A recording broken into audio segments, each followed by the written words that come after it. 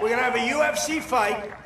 We're going to have a UFC fight. Think of this, on the grounds of the White House. We have a lot of land there. We're going to build a little... We're not. Dana's going to do it. Dana's great, one of a kind. We're going to have a UFC fight, championship fight, full fight, like 20, 25,000 people. And we're going to do that as part of 250 also. We're going to have some incredible events, some professional events, some amateur events. But the UFC fight's going to be a big deal, too. Welcome back, Duality 7X. Welcome back, guys. Look, we bring you all the latest, all the greatest when it comes to things happening in MMA, UFC, and the WWE, and of course, boxing. We got a lot of stuff to cover. Honestly, I feel like I could just do videos all day with the amount of information and news that's been coming down the wire. So we got some big news about this White House UFC fight night that's supposed to take place next year on July 4th, Independence Day, as part of a larger scale celebration to the 250th nation's anniversary. And so that's pretty exciting stuff, guys. And so I just kind of want to break that down. I got little chunks of it, and so I'll tell you kind of what I know.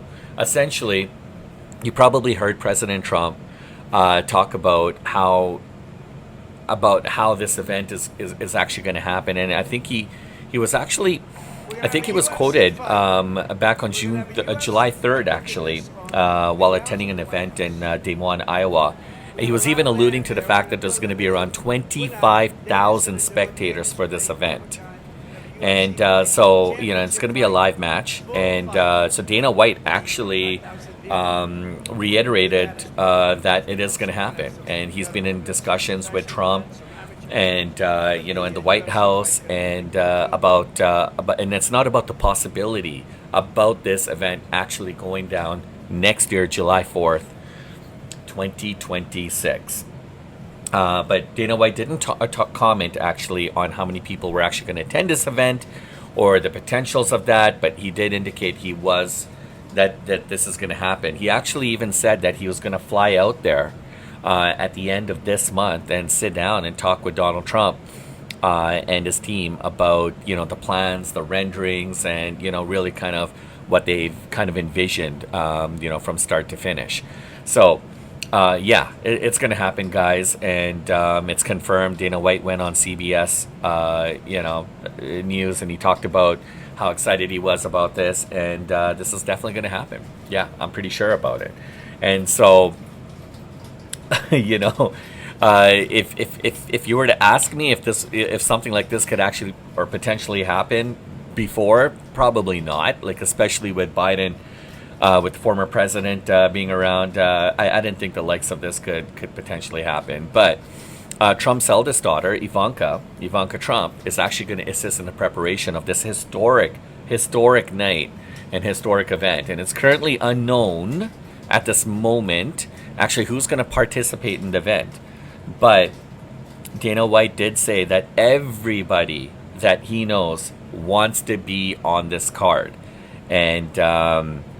this is going to be great. I mean, all this is happening. The UFC has also just ended their pay-per-view deal after reaching an agreement with Paramount and Skydance Corporation to receive the fighting company's media rights. So Dana White was talking about this earlier last week, and he talked about how there's a lot of disruptors worldwide and working with streaming services, which absolutely makes sense, right? So... and then of course, to commemorate the nation's 250th birthday. I mean, what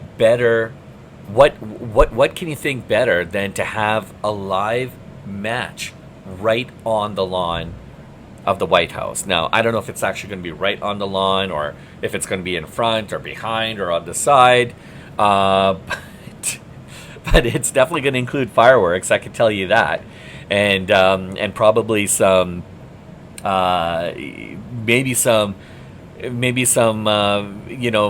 media coverage of Mount Rushmore and look, this is going to be a hyped event, and I'll tell you who else is really hyped about this, but he may have a little bit of a challenge trying to get on the card, and that's talking about the former champion himself, Jon Jones. Now, this Jon Jones wants to be on this card like really bad. And he's obviously got a big fascination of President Trump as well too. And when asked about it at UFC 319 in the post-fight press conference, Dana White said that he wouldn't be placing Jon Jones on the UFC White House card because he just doesn't trust Jon Jones anymore. He was quoted as saying, "I don't trust him. I don't talk to him. And if I had to make odds, it would be 1,000,000,000 to 1 that I put Jon Jones on the White House card." Now, Jon Jones has since responded to those comments, and he still believes that he and Dana can kind of, hash things out and sort these things out, and in a very cordial manner, of course, so that in efforts of putting himself on that card. Now, despite the odds, I mean, I'm optimistic about the possibility of seeing Jon Jones on this card. And Jon Jones, from what we know, is training and is quite optimistic about being there himself. So at the end of the day, I mean, Dana's the boss, right? I mean, he's the man that runs the show, and technically it's his call, as to whether or not he wants Jon Jones, on the card, right? So I mean, they do have a relationship, they do know each other, but somewhere along the lines, things kind of started to sour, right? So the fact that Dana comes out and says, "I don't trust him," I mean, there's obviously more to that story, right? So Jon knows Dana very well. We know that Jon would be super excited about having the opportunity to fight on the, obviously to commemorate the 250th birthday of the nation. Of course, what an honor, what a privilege to be given that opportunity. So I personally don't think that the door has been closed in that sense. I mean, again, at the end of the day, Dana knows more, right? And so, I mean, honestly, it sounds like another awesome opportunity to see some of the best of the best fighters on that card. And look, guys, it's going to be at the White House. So I think it's going to be super, super exciting.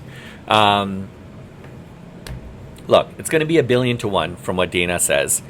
And I think Jon Jones is not paying attention to that. I think he feels deep down inside that there's still an opportunity for him to get on the card, right? So he's backing himself up. And and look, again, there's a lot of other fighters. I mean, actually, almost all the fighters want to be on that card. So I'm excited to see this. I'm excited. I think more information is going to start coming down the wire here. So as it does, and as more information becomes relevant, I'll be more than happy to share them with you. So are you guys excited about this? Are you guys excited about watching a UFC fight night on the eve of one of the nation's biggest moments and the 250th birthday? I mean, what other better way can you think of commemorating that event? And I think this is going to be absolutely fantastic. So I'd love to hear your guys' thoughts and comments. Please share them below. Please smash the like and subscribe, and I'll catch you guys on the next one. Well, if you thought it couldn't get any more festive inside Prudential Center, the President of the United States of America, Donald J. Trump, flanked by our UFC CEO, Dana White. Great to have the 47th President of the United States with us at another massive UFC pay-per-view event tonight at The Rock here in Newark, New Jersey. Tremendous experience for these fans to get to witness this live and in person.